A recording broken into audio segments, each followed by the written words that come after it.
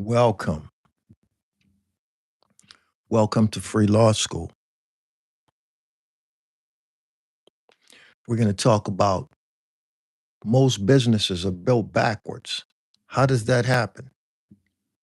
And does your business provide you with the level of limited liability protection that you signed up for?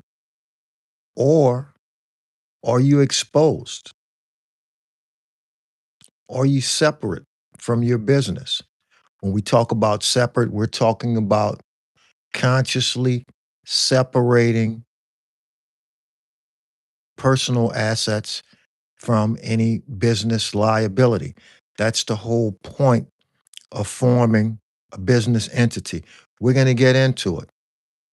Let's see if we can get a few others here into the conversation. We're going to talk about the fact that most businesses are built backwards. What does that look like? How does it happen? It's more common than you might think. That's the conversation. And most businesses don't fail because they run out of money. They fail because they can't survive institutional review. And when we're talking about institutions, we mean banks, courts, insurance underwriters, investors,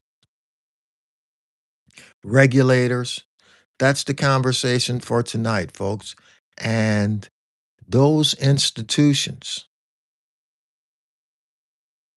are receiving signals from your business on a daily basis. Every time you enter into a transaction, it sends out a signal. And that signal is going to be picked up by that institution and classified into whether your business is separate or personal. That's what we're talking about. Business structure. And I think that one of the reasons why this is so prevalent is because of a lot of the information that's on social media and online about business structure is out of context. And it's being presented out of context by a lot of the folks who are actually having these conversations. People claiming to be able to or creating business structure for the purpose of credit funding, business structure for the purpose of securing tax advantages and tax strategies or hacks. There are even individuals proclaiming to be able to structure a business such that the business owner can receive grants. None of those things address the real issue or purpose behind business structure. Business structure is not about any of those things. The structure conversation has effectively been hijacked online. It's not about that. Business structure is about what survives under pressure. That's what it means. What survives under pressure? What happens when something goes wrong? Are your assets exposed or are they protected? That's the conversation. It's not about paperwork or actually forming the business. It's not about any of those things. That's one of the greatest misconceptions about forming a business entity, that paperwork provides you with protection, or that actually starting that corporation or LLC provides protection. It does not. It doesn't.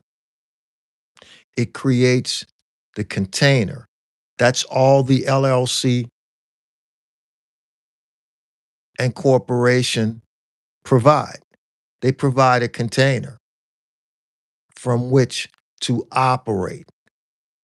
And going forward, they provide an opportunity to secure limited liability protection. Limited liability protection. That's where a lot of the confusion comes in, because business owners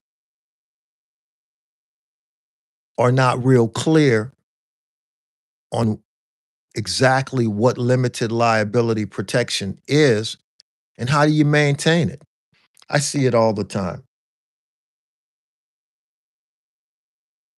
Many business owners think that the reason that we form the LLC or the corporation is simply to go into business.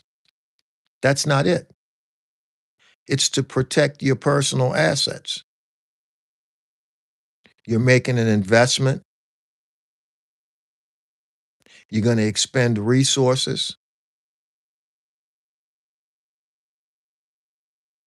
That limited liability, the purpose of it is to make sure that those personal assets, the things that you already own, that you have acquired, that those things are not placed at risk when you begin conducting business activity. That's the whole purpose.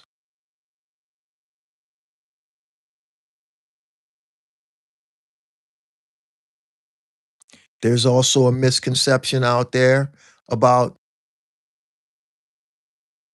whether or not the corporation provides greater protection than the LLC. It doesn't. Both provide limited liability protection. And limited liability has the same meaning and purpose and effect in the context of both the corporation and the LLC. There is no difference. It means the same thing. Now, the corporation is more rigid than the LLC. The corporation has some built-in mechanisms for separation, but those things do not just operate on their own merely because we filed or formed the entity. And what do I mean by that? The corporation has a built-in separation for ownership, control, and operations. And if you formed a corporation, then you understand that the ownership level is the shareholder level. Control is the director level. Officers, directors. That's where the control lies. And the operations, the management, is at the operating level.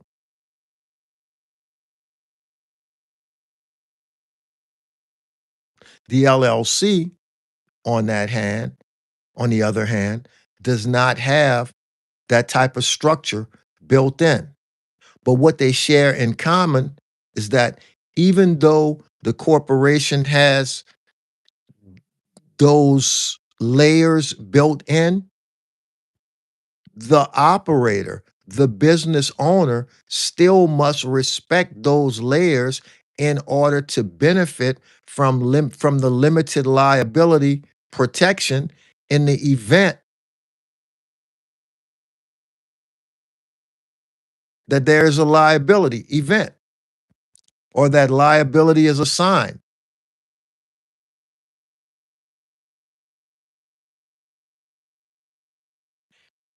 This is especially true when we're talking about closely held corporations, the mom and pops, where one or two people control everything. They sign everything, they control all the decisions, they absorb all the risk. You still have to separate yourself from the business. And the way that that is done is the activities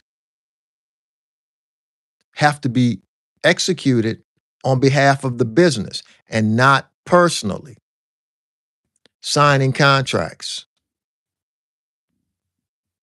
guaranteeing loans or transactions.